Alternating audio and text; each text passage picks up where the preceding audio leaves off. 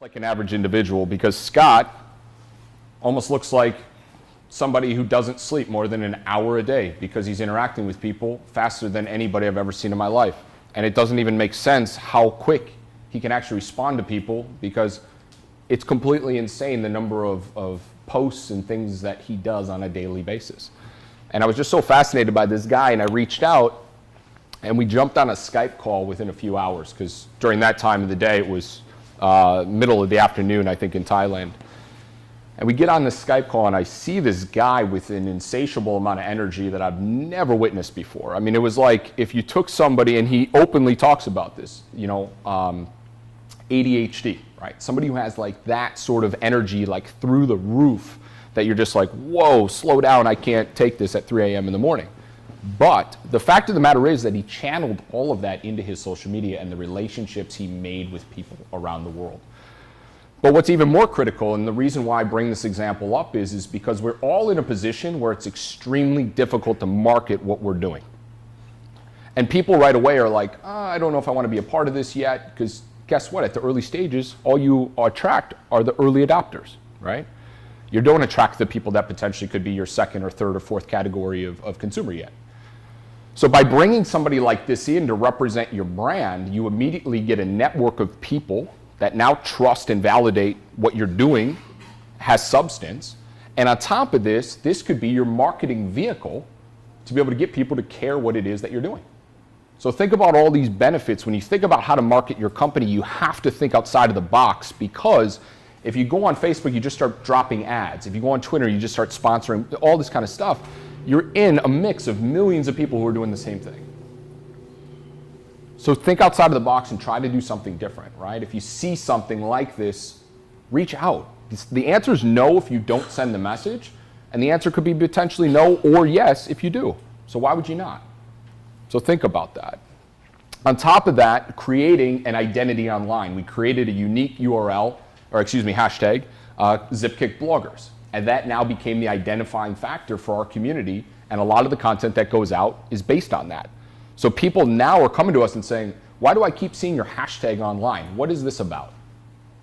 And that's when you know that you've actually started to do something that's picking up traction, because if people are noticing based on, you know, some sort of information that continues to go out, it creates interest, especially if they see it over and over and over again.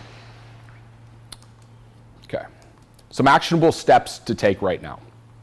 So we're all trying to build some sort of identity, whether it's for ourselves or for our company or whatever you have, whatever you're trying to market. You have to understand who your audience actually is and who are they engaging with. Go to your competitors' accounts.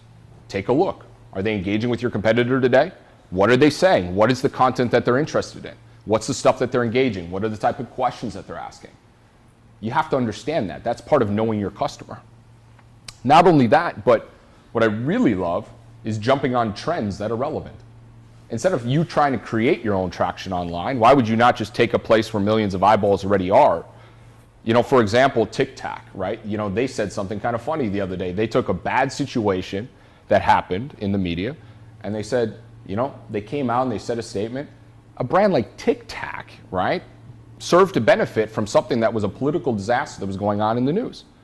Things like this, you have to be aware of these things when they're happening, and if they're relevant to your brand or the audience that you're gravitating towards, then you got to hop on those trends. Does that make sense? Okay, fantastic. And not only that, but at the end of the day, good content, and I say is king and queen because content doesn't know gender. The fact of the matter is that, you know, content is extremely important. You know, if all of a sudden you completely change the tone of your voice online, people start to wonder, like, what is going on here, right? So people get acclimated based on the information that you feed, and that's part of that give. If you keep on giving good content, stay consistent, make sure you post often and do it well, and make sure that it's actually good content, right? It's not just, hey, here's me eating my breakfast, right? Okay, maybe that's cool if you're doing Snapchat, but most people really don't care about you eating your breakfast, okay? Okay, so that takes us to the end of what I had prepared, but I want to answer the question back there. Remind me one more time.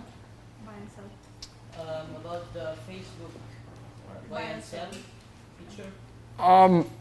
I've used it a couple of times to actually rent an apartment. I think Facebook's trying to do a bunch of different things simultaneously, right? Obviously what happened with when there was a bid at one time to buy Periscope, that turned out to be a Twitter buy, right? And then they went ahead and they created their Facebook Live. So, you know, I think with, you know, this introduction of how fast Snapchat has really taken off, I think you're going to see a lot more stuff being built within Facebook. I don't see that as, you know, that is never going to replace, you know, kind of the eBay sort of live auctioning sort of stuff, right? That's always going to be in existence, so you're going to always have that. But at the end of the day, you know, when you look at Facebook, what is Facebook actually used for? Facebook is used to communicate with people around the world, and it's not just limited to conversation. It's really everything, and now you're starting to see the evolution of that. So I wouldn't be surprised if you see other things that are kind of spin-offs of concepts that already exist, but just on one consolidated platform.